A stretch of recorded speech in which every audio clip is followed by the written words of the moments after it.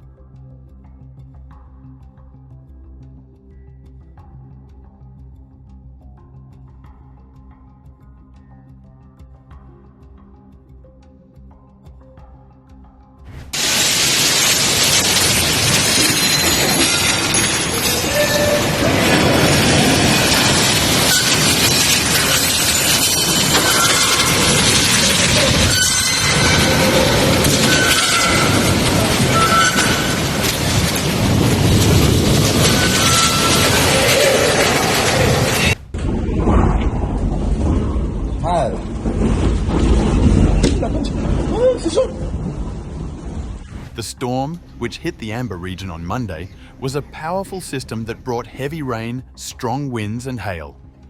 The storm caused widespread damage, including human casualties, shattered roofs and downed trees, and dozens of cities without power. The storm was part of a larger weather system that affected southern South America. The system brought heavy rain, strong winds, and hail to several countries in the region.